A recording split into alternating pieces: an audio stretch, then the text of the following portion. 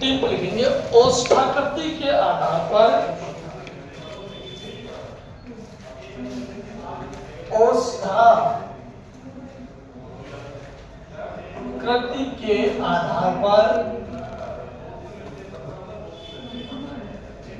के आधार पर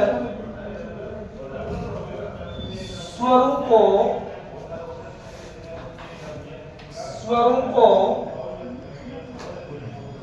दो भागों में, एक बात क्यों लिख लो, औष्ठाकृति के आधार पर स्वरूप को दो भागों में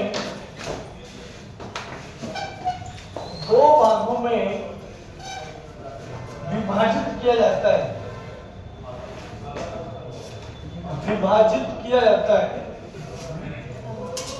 चाहे तो विभाजन लिख दो, चाहे वर्गीकरण लिख दो, या वर्गीकरण लिख दो, या सिर्फ बांटा जाता है ये भी आप लिख सकते हो, आपकी छूट रहेगी सही। ठीक, आइए नंबर 1 वृत्ताकार, इसका मतलब होता है गोल। इसका दूसरा जो नाम है वक्रमुखी। और 2 नंबर की बात करूं तो अवृत्ताकार, इसका मतलब होता है कमगोल। इसका दूसरा जो नाम है उसको बोलते हैं अवृत्तमुखी। देखो 11 स्वर है, आ, ओ, ई, बड़ी ई, छोटा ऊ, बड़ा ऊ, री, धी आएगा इसमें, छोटा ए, बड़ा ए, ये ओ, ये औ, कुल तो गए 11। पर यहाँ पर ध्यान रखना आपको, औष्ठाकृति आधार पर आपको ऋ का उच्चारण स्थान पूछता है तो इसमें नहीं आएगा साहब, ये बिल्कुल आपको ध्यान रखना है। कि अभी भी अंग्रेजी का जो आगत स्वर है वो अभी बना हुआ है यहाँ पर, ठीक है। प्यारे विद्यार्थी देखो, अब की बार हम होठों की आकृति के आधार पर स्वरों को हम 2 भागों में विभाजित कर रहे हैं, सब बांट रहे हैं, उनका वर्गीकरण कर रहे हैं। एक तो है वृत्ताकार, जिनको बोलने से हमारे जो होठ है वो एकदम कैसे हो जाएंगे, वो हमारे होठ एकदम से गोल हो जाएंगे सर, क्या हो जाएंगे, ये गोल हो जाएंगे। और एक ऐसे होंगे कि जिनके उच्चारण करने से होठ हमारे क्या होंगे, कम गोल होंगे, केवल मुस्कुराहट रहेगी हमारे चेहरे के ऊपर, ठीक है। तो ऐसे अपने पास 11 स्वर है, 2 भागों में डिवाइडेशन करता है। जिन स्वरों का उच्चारण करने पर होठों की आकृति एकदम क्या हो जाएगी, गोल, क्या हो जाएगी, एकदम गोल। और जिन स्वरों का उच्चारण करने पर होठों की आकृति यहाँ पर जब कम गोल होती हो तो उसे क्या बोलेंगे, अवृत्ताकार, उसे क्या बोलेंगे, अवृत्तमुखी। आपको पता है वृत्त का मतलब गोल ही होता है, आपको पता है कि ये जो वृत्त है इसका मतलब क्या होता है, गोल होता है। इसका नाम परिधि है, क्या ये परिधि, परिधि मतलब चारों ओर गोल हो ना। और महिलाएं जो उपवास करती है वो ये करती है, क्या करती है, ये उपवास ये करती है, ठीक है। जो तुम समझ आता है, कॉपी का ऊपर वाला भाग खाली लिख लेंगे आप, वृत्त का मतलब परिधि लिखना है, परिधि 4 ओर होता है। और इस वृत्त का लिखना उपवास, देखो आप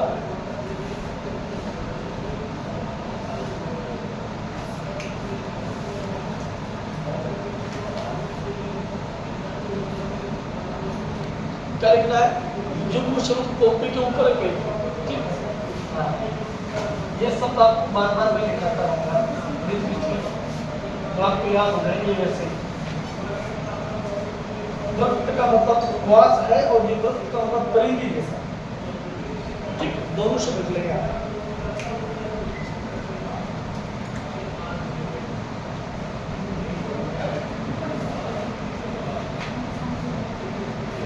जहां तुम याद कर सको वहां लिख लो, ठीक है, हो गया। मैं बोल रहा हूं आपको मेरे चंद्रमुख की ओर देखना है आपको, और आपका चंद्रमुख चलाना है आपको, ठीक है। किस स्वर के उच्चारण से मेरे होठों की आकृति गोल हो रही है और किस स्वर के उच्चारण से मेरे होठों की आकृति कम गोल हो रही है।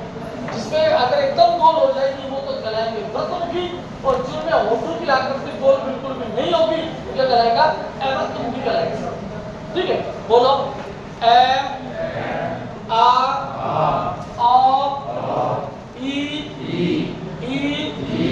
उ ए आई ओ औ। बताओ, महसूस किया आपने कि किसके उच्चारण से होठों की आकृति गोल हुई है और किसकी नहीं हुई है?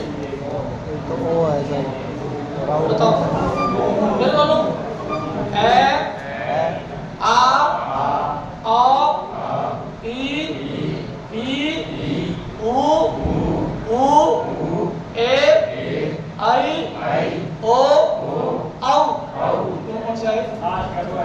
एक तो आ गया, एक तो अंग्रेजी का आ गया, इसमें क्या आकर ये आ में मुंह फटला है ओ आई।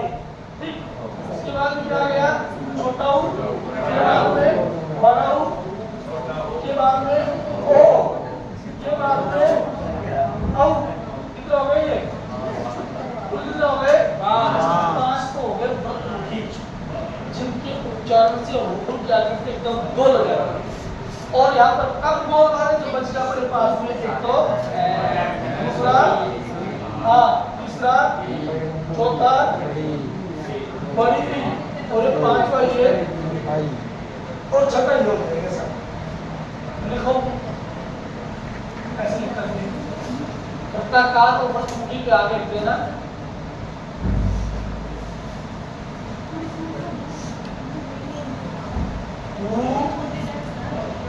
बड़ा ऊ ओ औ और ये अ, और यार इतना कुल स्वर 5।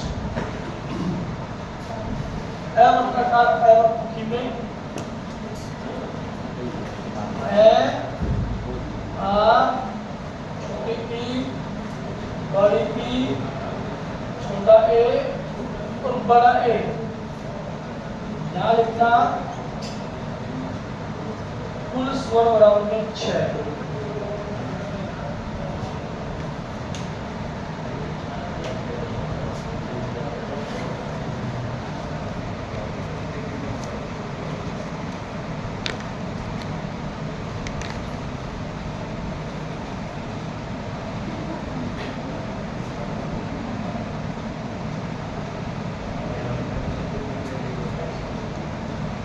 हो गया? यहाँ तक तो समस्या आपको तो अभ्यास करोगे तो ही समझ में आएगा। भैया सबसे हाई टॉपिक पढ़ते हैं हिंदी का ही, मन विचार वाला, इस पे अभ्यास करना जरूरी है। हाँ, अगर आपने अगर इसका अभ्यास नहीं किया ना, रियल बता रहा हूँ, उसके एक भी आप सवाल सही नहीं कर पाएंगे। आप ये ध्यान देना आपको, ठीक है? अभ्यास करो घर पे जा करके। बोलने का जब तक हमारी जुबान पे कोई चीज नहीं आएगी हम उसको सीखेंगे कैसे? जुबान पे लाना है।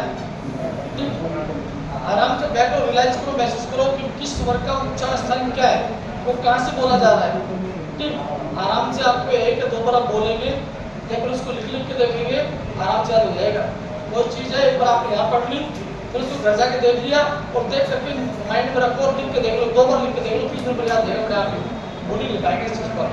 उसके ऑब्जेक्टिव क्वेश्चन है, टेलीग्राम पर पढ़े आराम से, अगर चलाया होगा कल आपने, इसके ऑब्जेक्टिव क्वेश्चन जो है वो टेलीग्राम के ऊपर पढ़े हुए अगर आपने चलाया होगा तो मेरी कुछ किताबें पढ़ी उसके ऊपर भी, अगर आपने ध्यान पूर्वक उनको देखा होगा तो। एक टेलीग्राम को कम खोला होगा और इंस्टाग्राम को ज्यादा खोला होगा आपने।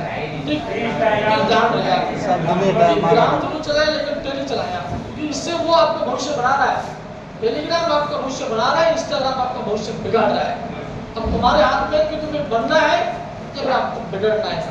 ठीक, चलो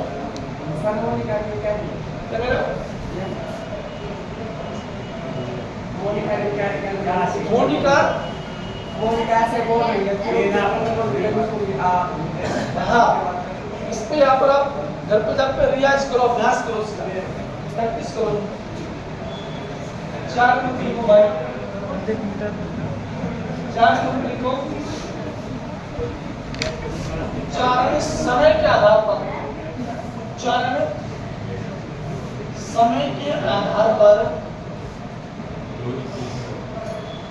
चार मिनट लेंगे। चारण समय के आधार पर, चारण समय के आधार पर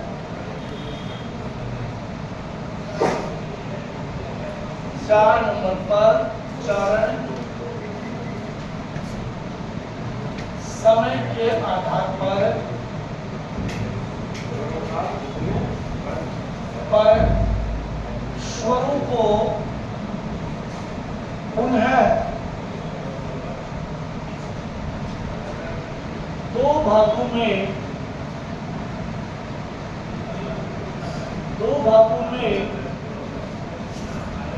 विभाजित किया जाता है।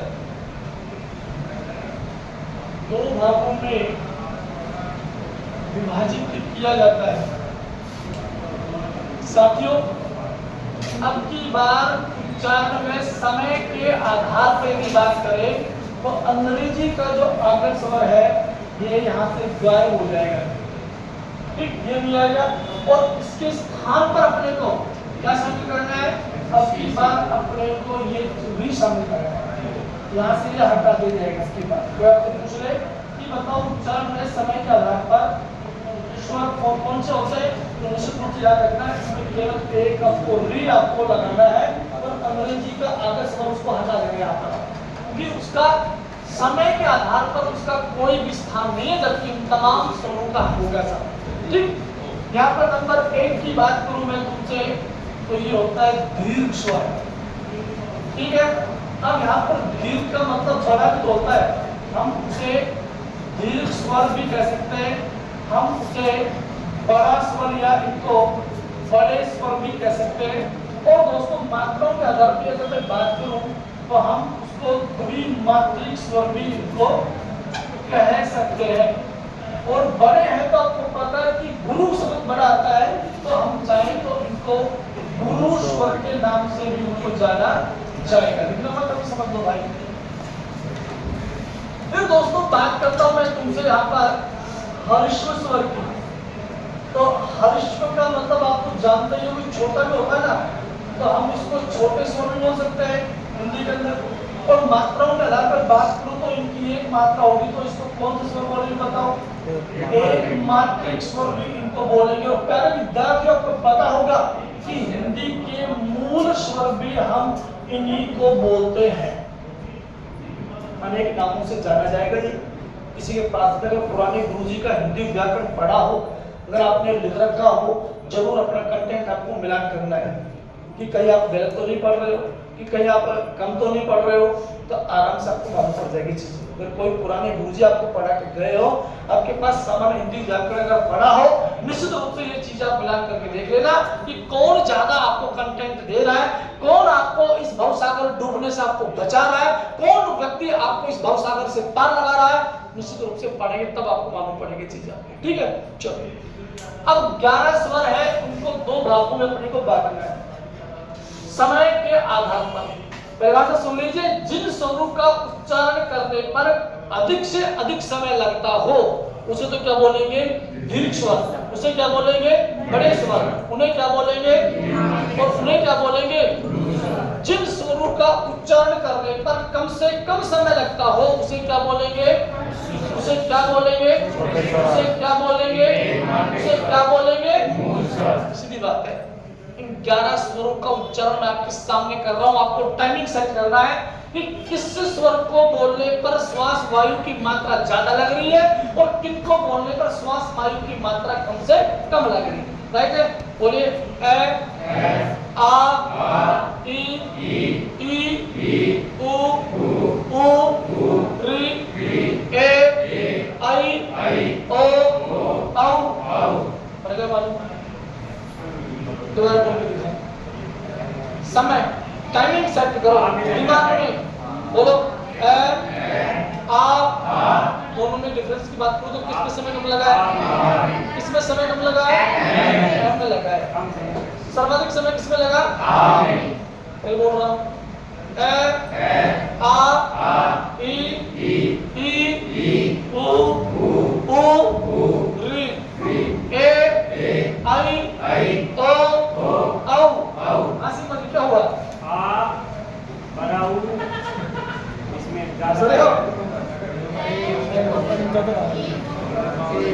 स्वर की बात करूं तो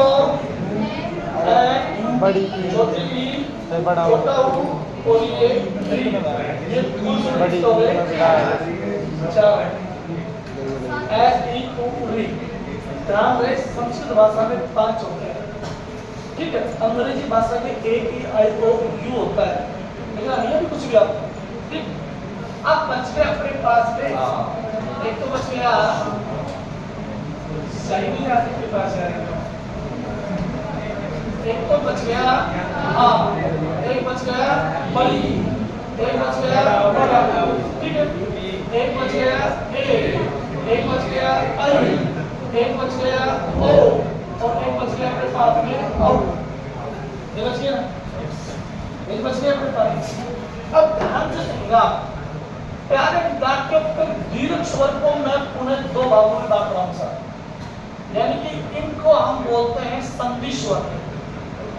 क्या बोलेंगे इनको? संधि स्वर। आपसे कोई पूछ ले कि बताओ संधि स्वर में कितने स्वर आते हैं? नंबर 1 बताओ बड़ी बोलो, नंबर 3 अब इसको आ ई उ ये बोलो, ठीक। उसके बाद में ये 4 तो अपने पास बच गए दोस्तों, हम इसको बोलेंगे संयुक्त स्वर। क्या बोलेंगे इनको? संयुक्त स्वर। कोई आपसे पूछ ले बताओ संयुक्त स्वर कौन कौन से होते हैं? ए आई ओ औ। कितने हो गए? 4। अब दोस्तों इनको संधि स्वर क्यों बोला गया, इनको संयुक्त स्वर क्यों बोला गया, सुन लीजिए आप एक बार। प्यारे विद्यार्थियों, जब 2 समान और ह्रस्व स्वर के योग से जो बनते हैं उसे तो बोलेंगे संधि स्वर। जैसे यहाँ पर मैं ए प्लस में ए देखूं तो क्या बन गया? जब 2 समान ह्रस्व मानी छोटे स्वर मिलकर के दीर्घ स्वर का निर्माण करते हैं उसे क्या बोलेंगे? संधि स्वर। ऐसे यहाँ पर छोटी ई प्लस में छोटी ई बराबर में बड़ी, ऐसे यहाँ पर छोटा ऊ प्लस में छोटा ऊ बराबर में बड़ा। इस कारण से ये संधि स्वर कहलाया है। और संधि जब पढ़ेंगे, दीर्घ संधि जब आएगी वहां पर ये आ ई और बड़ा ऊ जो है काम आएंगे, ठीक है। अब बात करते हैं प्यारे विद्यार्थियों, इसकी बात करूं मैं तुमसे कि इनको संयुक्त स्वर क्या कहा गया? वे स्वर जो 2 अलग अलग भिन्न स्वरों के योग से बनते हो उसे क्या बोलेंगे? संयुक्त स्वर बोलेंगे। यहाँ पर प्यारे विद्यार्थियों ए प्लस में ई लगाऊं तो क्या बनेगा? और यदि यहाँ पर मैं ए प्लस में ए लिखूं तो क्या बनेगा? और यदि मैं यहाँ पर ए प्लस में ऊ लिखूं तो क्या बनेगा? और ऐसे में ए प्लस में ओ लिखूं तो क्या बनेगा? जब 2 भिन्न भिन्न अलग अलग स्वरों के योग से बनते हो उसे क्या बोलेंगे? क्या बोलेंगे? सवाल आगे बढ़ता है। यहाँ पर यूपी पुलिस के अंदर पूछ लिया था कि बताओ जाति के आधार पर भी स्वर कितने होते हैं? जाति के आधार पर स्वरों के भेद, जाति के आधार पर स्वरों के भेद। अच्छा पहली बार पढ़ रहे हो क्या? पहली बार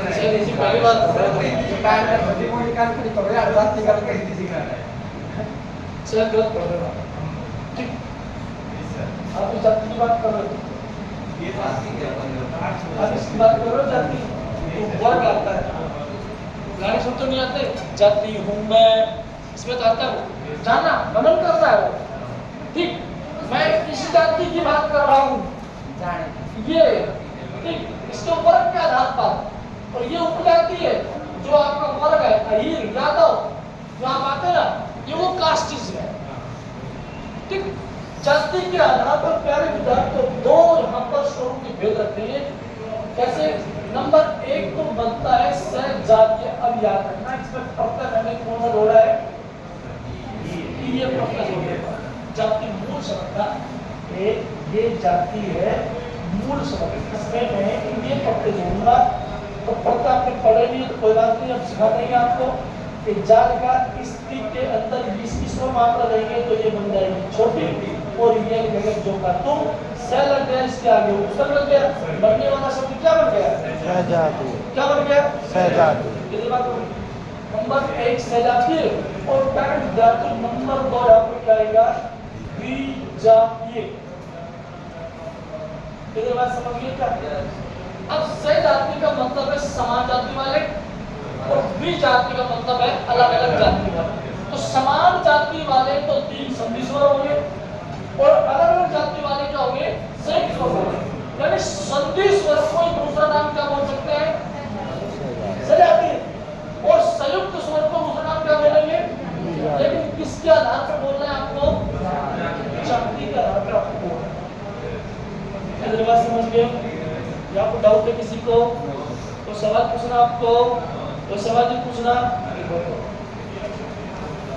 दीर्घ स्वर, बड़े स्वर और द्विमात्रिक स्वर और गुरु स्वर हो गया, ठीक। देखो कंटिन्यू लिखना आ, बड़ी ई, बड़ा ऊ। चलिए तो लिख लें इसका। इसमें लिखना दीर्घ स्वर में जैसे करके, दीर्घ स्वर में लिखना कुछ जैसे करके, जैसे मैं बोल रहा हूँ वैसे लिखना। बोर्ड के ऊपर नकल नहीं करनी, अकल से काम लेना है। कंटिन्यू लिखेंगे आ, बड़ी ई, बड़ा ऊ, ए, आई, ओ, औ, लाइन से ऐसे लगातार।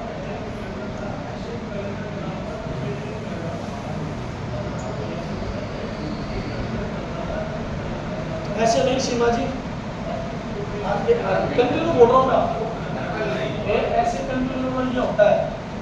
ये आ, ये बड़ी ई, ये बड़ा ऊ, ये ए, ये आई, ये ओ और ये औ, ऐसे होता है कंटिन्यू। तो इसको लिखना सा, जैसा मैं बोल रहा हूँ वैसे फुल स्वर बाबू में सा, ऐसे लिखना, ठीक।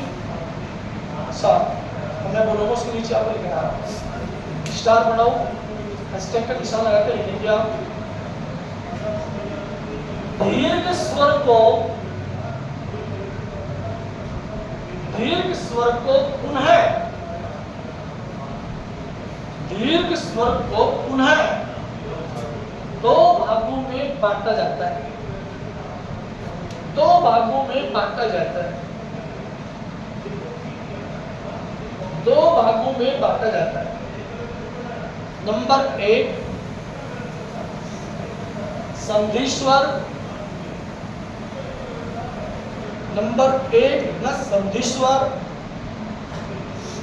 और संधि स्वर को चुप में उतारना, ठीक। ये वाला पोर्शन नंबर 1 संधि स्वर या चुप में पोर्शन उतारना, संधि स्वर।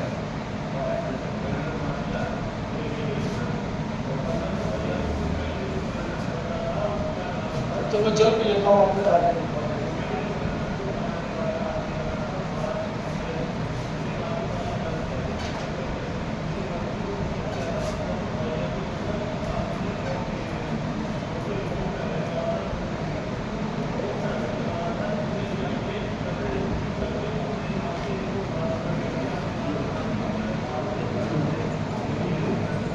नंबर 2 को लिखना संयुक्त स्वर।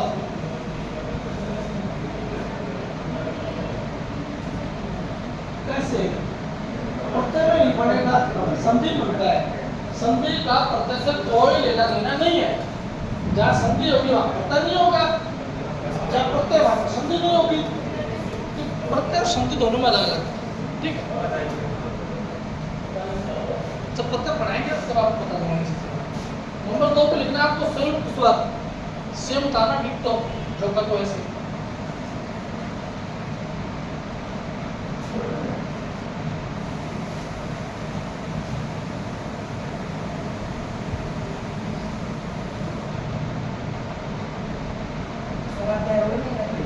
नहीं बैरोड दी गाँव में रहते हैं। अगर कोई एक्स्ट्रा क्लास करते हैं तो आप इसे दे सकते हैं। नहीं एक्स्ट्रा क्लास घर पे हिंदी की कौन महानुभाव है जो पढ़ना चाहिए? आप ही हो, विचार करें, पक्का सर। जरूर संज्ञान में डाल लें। जाति के आधार पर दो लिखना, फिर इसके बाद हो गए दोनों, फिर लगाना यहाँ पर हैशटैग का निशान लगाना इसके बाद में, ठीक है। हैशटैग का निशान लगा के दोबारा लिखना आपको, जाति के आधार पर, जाति के आधार पर,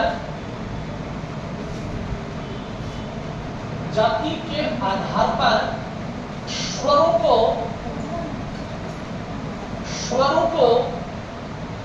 दो भागों में विभाजित किया जाता है, दो भागों में विभाजित किया जाता है।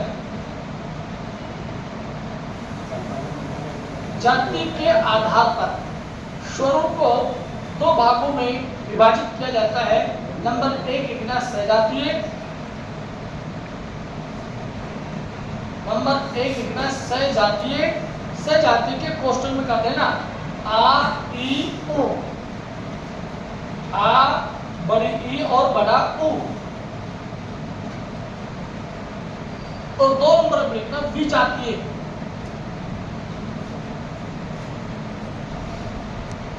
और विजातीय के कोष्टक में कर देना ए आई ओ औ, ए आई ओ औ। अब देखते हैं सवाल कहां से पूछेगा, जहां से भी सवाल पूछेगा आपको वहां तक लेके गया हूं, ठीक। जहां तक बोलता है एग्जाम का सवाल हमसे पूछेगा, मैं आपको वहीं तक लेकर आपको गया हूं, ठीक। अगर आप नीट भर्ती परीक्षा में बैठते तो उसकी डेफिनेशन लिखाता मैं आपको निश्चित रूप से, क्योंकि उस परीक्षा में क्या होता है परिभाषाएं पूछ ली जाती है कई बार, लेकिन अपने को संधि पढ़नी, इस वजह से मैं आपको पहले पढ़ा रहा हूँ, ठीक। 2 नंबर पर लिखो हर्ष स्वर, चौथे स्वर, एक मात्रिक स्वर और मूल स्वर क्या है। 3 महिला तो आपस में कोई बात करते हैं, किसी न किसी घटना को अंजाम जरूर देती है। घटना छोटी हो या बड़ी हो तो बाद में मालूम पड़ता है। हर्ष स्वर, छोटे स्वर, एक मात्रिक स्वर, मूल स्वर।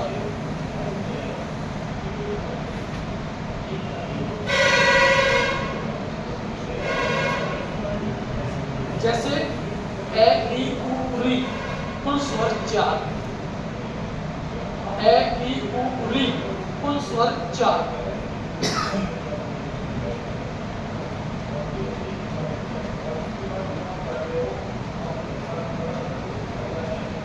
ठीक है, ये है आपका उच्चारण समय के आधार, राइट। 5 नंबर लिखेंगे उच्चारण स्थान के आधार पर।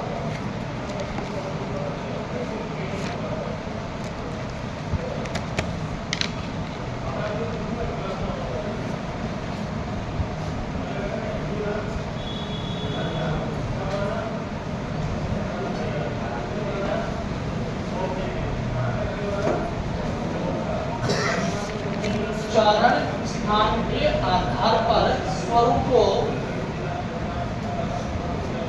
उच्चारण स्थान के आधार पर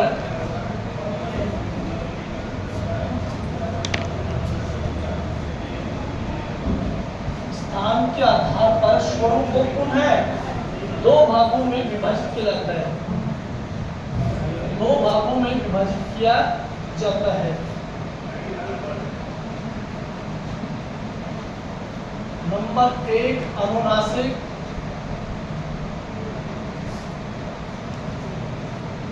नंबर 2 निर्नुनासिक।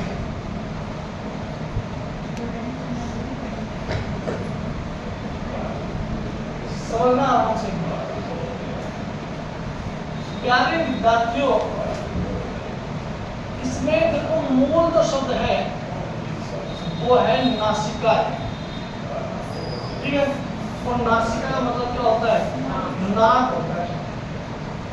और इसमें लग गया अनु, क्या लग गया बताओ, उपसर्ग लग गया।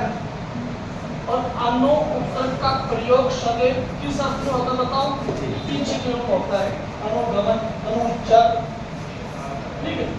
अब यहाँ पर जो स्वर होंगे वो नासिका से जो बोले जाएंगे, नासिका से जो बोले जाएंगे उनको क्या बोलेंगे? अनुनासिक बोलेंगे, नाक द्वारा। ठीक है, यहाँ पर भी देखो, यहाँ पर भी मूल शब्द यहाँ पर क्या है? वही नासिका है, जिसका मतलब क्या होता है? नाक होता है, राइट। और वही यहाँ पर एक तो लग गया अनुस्वरक, जिसका मतलब क्या हो गया? पीछे। और एक उपसर्ग और लगा हुआ इसके आगे, इसका नाम क्या है? निर है। और निर का प्रयोग सदैव के साथ मैं बताऊं बिना प्रश्न पूर्व ज्ञान के आधार पर मुझे बता देंगे।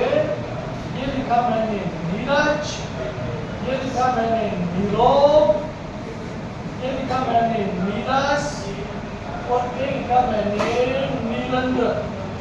इसमें आपको बताना है कौन सा शब्द ऐसा है जो निर उपसर्ग से नहीं बना।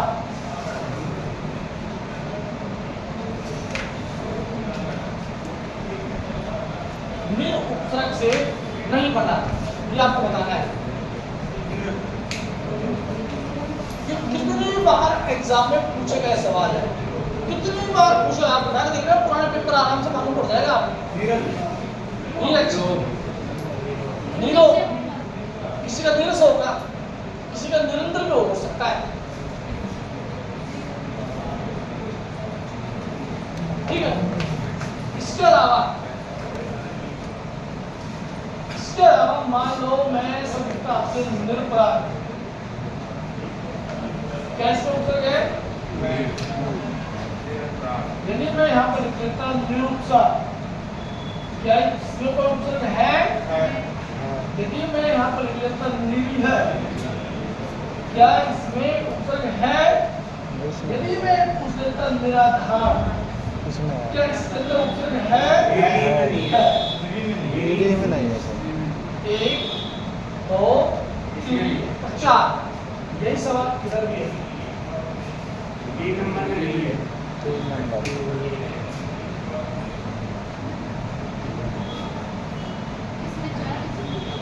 समुद्र में मोती और अच्छा गुरु तलाश करने में बड़ा वक्त लग जाता है, आपको पता है। ठीक, और सामान मार्केट के अंदर आर्टिफिशियल को मिल जाएगा आपको, लेकिन उस सच्चे गुरु को ढूंढना जो आपको जीरो से हीरो आपको बनाता है, ऐसे गुरु की तलाश करना बहुत मुश्किल है। आपने एक बार सुना होगा तो साधु की कहानी सुनी आपने? एक बार दो भाई थे, और किसी ओगर संत के पास चले गए। तो ओगर संत के पास में गए तो दोनों भाइयों को सच्चे गुरु की तलाश थी।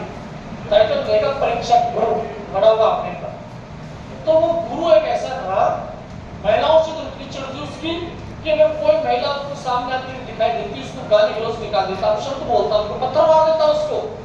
लेकिन दो भाई आए, गुरु के पैरों में पड़ गए, और वो गुरु उनको पीटता रहा, धुतकारता रहा, फटकारता रहा उनको, और कहा कि मुझे नहीं। तो दोनों भाई बड़े जिद्दी स्वभाव के थे, और उन्होंने क्या किया? पैर पकड़े रखा। आखिर गुरु थक गया, वो क्या चीज तुम बताओ। ठीक, तो दोनों भाइयों ने कहा कि आप हमें गुरु बना देना, आप हमें अपना चेला बना दीजिए। वो बिल्कुल बना सकता हूँ मैं, लेकिन एक शर्त है मेरी। वो क्या? दोनों भाइयों को एक तलवार दी गई और एक दिया गया उसको बकरा, और इनको ऐसी जगह काट कर लाओ जहाँ पर दुनिया का कोई भी इंसान, प्राणी, जीव, जंतु कोई नहीं देखता हो। दोनों भाई निकल पड़े। बड़ा भाई कुछ दूरी पर गया, एक पेड़ के पीछे जाकर के इधर उधर देखा कि कोई नहीं देख रहा है, उसकी बलि चढ़ा दी वहीं पर, और आकर के गुरु के पास बैठ गया। वो ठीक है, वो जल्दी आ गए, उनमें तो जल्दी आ गए। छोटा भाई है, वो उस बकरे को तलवार पे लेकर के घूम रहा है। कोई जगह उसको ऐसी नहीं मिली जहां उसको कोई नहीं देखता हो। और तो और वो खुद तो देख रहा है, और तो खुद तो देख रहा है। और खुद क्यों? बकरा खुद देख रहा है कि थोड़ी देर बाद में तू हलाल होने वाला है, बनी जाएगी तेरी। एक गुफा के अंदर ले जाता है तो तलवार चमकती है, तो तलवार भी देखती है। उसको याद है ईश्वर तो कण-कण में विराजमान है। आप जो कितने बुरे कर्म करते होंगे पूरे दिन भर, आप कुछ तो बड़े हो जाते होंगे किसी के साथ में बुरा करके। अब कोई नहीं, किसी ने नहीं देखा, लेकिन वो खुदा तो सबको देखता है। उस पावन की रात से कोई बच नहीं सकता। आप और हम गिर पड़ते, रिपट पड़ते हैं, आपने तुरंत क्या करें? अपने लगी इस बात की चिंता नहीं है, अपने लगे या न लगे इस बात की चिंता नहीं है। अगर कोई अपने को देख रहा है तो ये सबसे बड़ी चिंता है। और तुरंत आप क्या करेंगे, तुरंत एक्शन में लेके मुड़ के खड़े हो जाएंगे और ऐसे करेंगे, चलो किसी ने देखा तो नहीं यार, मन संतुष्ट हो जाएगा, किसी ने देखा था नहीं, वो तो देख रहा था, ऊपर वाला तो देख रहा है, लेकिन उसकी चिंता किसी को नहीं है। उसकी चिंता नहीं, उसकी चिंता यह है कि तुम्हें धरती के ऊपर भेज दिया और कहीं ऐसे घूम करके वापस चले जाएंगे, ऊपर चले जाएंगे वापस। उसका कोई काम नहीं है दुनिया के अंदर, केवल उसका काम है नीचे आना, समाज को, गांव को परेशान करना, तो फिर वापस चले जाएगा। ऐसे लोगों को भगवान को पास नहीं बुलाता है, वो फिर नीचे भेज देगा, क्योंकि वो शैतान प्रवृत्ति का बच्चा जब नीचे शरारत कर रहा है तो ऊपर जाके अप्सराओं को गोपी को छेड़ेगा जाकर निकाला है वो, तो भगवान ऐसा काम क्यों करेगा? वो कहेगा इसको फिर दोबारा भेज दो। उधर जन्म भी उसी नालायक का होता है इसकी दुनिया के अंदर। अच्छे लोग होते हैं बहुत कम टिक पाते समाज के अंदर, बुरे लोग होते लंबे समय तक टिक पाते हैं। वापिस आ गया 1 महीने की घूमने के बाद में, और महाराज के सामने बोले आपकी तलवार पकड़ो और ये आपको बोल बकरा पकड़ो, मुझे नहीं बनना आपकी चेला। बोल बात क्या हुई, बात तो बताओ। बोल दुनिया का कोई ऐसा प्राणी नहीं है जो देख नहीं रहा हूं, मैं खुद देख रहा हूं, ये बकरा देख रहा है, ईश्वर देखता है। उस संत होकर महात्मा ने छोटे भाई के पैर पकड़ लिए। मैं तो खुद सच्ची गुरु की तलाश में था, आज मिला मुझे एक नालायक मेरा भाई है जो कुछ ही दूरी पर बैठा और बलि व्यक्ति पे चढ़ा करके आ गया मेरे पास में। सच्चे गुरु को तलाश करना बहुत मुश्किल काम है। आइए आगे बढ़ते हैं। आपको जब भी ऊपर पढ़ाए जाएंगे, ट्रिक बेस पर पढ़ाए जाएंगे, आपको मैं बार बार एक दावा कर रहा हूँ कि शब्दों की शक्ल देख के आपको उत्तर देना है, घटना नहीं है मेरे पास में, केवल समझना है। केवल आपको समझना है कि किस शब्दों की शक्ल, कैसे डिजाइन का शब्द कोई आ गया। ठीक, महिलाओं में ज्यादा वर्जन होते हैं ना डिजाइन देखने के, उन्हीं के बेस पर पढ़ा रहा हूँ मैं। कोई कपड़ा खरीदा नहीं, किस कलर का दूसरा दिखाओ। लेकिन महिलाओं, पुरुष पति जो होते हैं वो एक से है, क्योंकि इस कलर का दूसरा दिखाओ, भगवान से कह सकती हो। तो नीरज नीरव नीरज निरंतर की बात की जाए आपसे, ऐसे शब्दों के, ऐसे डिजाइन वाले को शब्द आगे, ऐसी आकृति वाले को शब्द आगे, एक शब्द को आपको याद रखना है, इसका नाम है नीरज। इसके अंदर कोई भी उपसर्ग नहीं है, केवल नीर मूल शब्द है और जय यहाँ पर प्रत्यय जुड़ा हुआ है सब। इसके अलावा यहाँ पर इसमें नीर उपसर्ग है, रोग मूल शब्द है। नीरस में भी नीर उपसर्ग है और यहाँ पर रस है, वो मूल शब्द है। और इसके निरंतर में भी ये नीर उपसर्ग है और रंध्र मूल शब्द है। इसका मतलब छिद्र होता है, तब छिद्र होता है। ऐसे निरपराध, निरुपसा और निरीह और निराधार की बात करें जाए, तमाम शब्दों में निरुपसर्ग है, तमाम शब्दों में निरुपसर्ग है। ट्रिक बेस के ऊपर बताऊंगा आपको, ये बात में बात नहीं। अब तो केवल अपने को ये पढ़ना है कि ज्यादा रायता कराने का मतलब है तुम्हारे दिमाग से डिलीट हो जाएगा सारा मामला।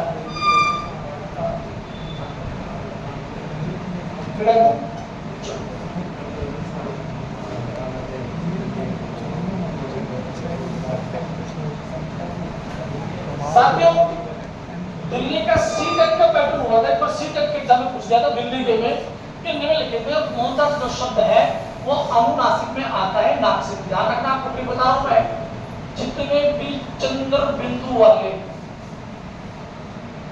जितने भी चंद्र बिंदु वाले शब्द होंगे, अक्षर होगा या कोई वर्ण आ जाए, तमाम वहां पर जो शब्द अक्षर वर्ण होंगे वो क्या कहलाएंगे, अनुनासिक, नाक के द्वारा उच्चारित होंगे।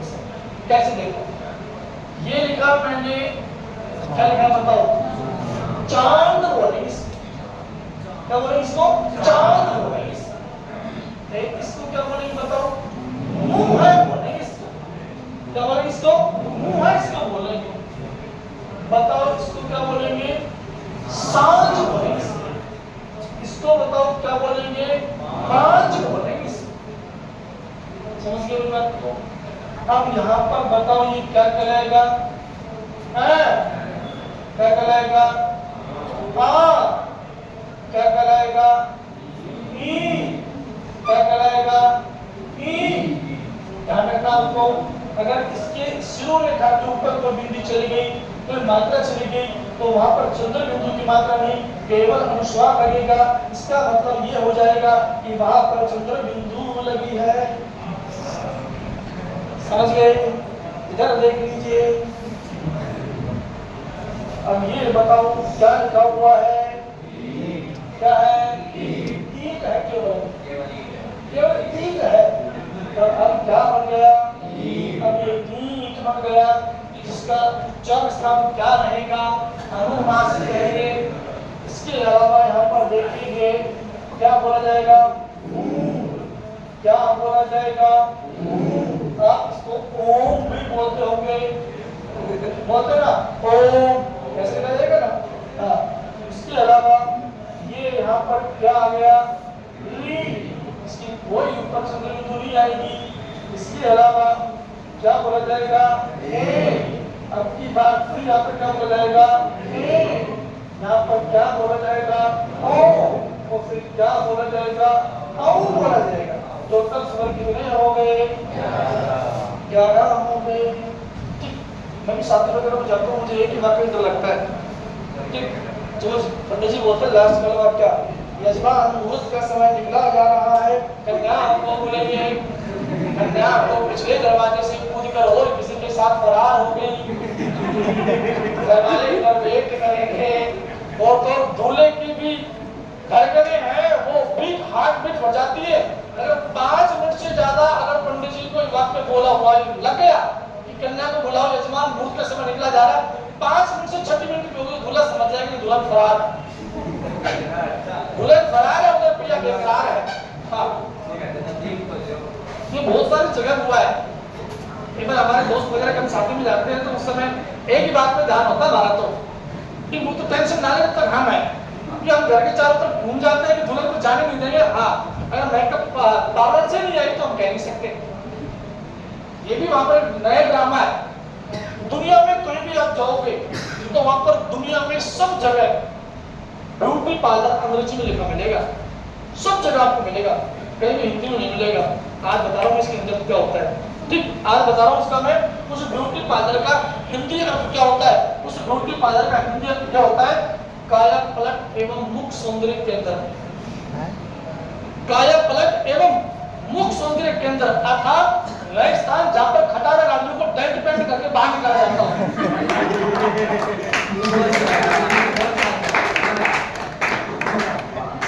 कहीं नहीं मिलेगा आपको, ऐसे लिखा। ठीक है, चलो कोई बात नहीं। अब तो तब हो जाती है जब कोई पत्नी अपनी पत्नी को लेकर के अंदर चला जाए, 1 घंटे बाद में वही पत्नी अगर अपने काया पलट और मुख सौंदर्य जब करके आती है तो वही पति उसे क्यों पूछेगा, बहन जी हमारे वाले भी अंदर थी? बहन जी हमारी वाली भी अंदर थी? वो बोलेगी मैं ही हूँ, ध्यान नहीं दिया मैंने तो। और वो पति पर बाद में रोएगा शादी के अगले दिन बाद में, जब वो दुल्हन को मुंह धो करके चाय पकड़ाने आएगी, क्योंकि असली चेहरा जमाना पड़ेगा। चलो बात की बात रहेगी तो हो गया।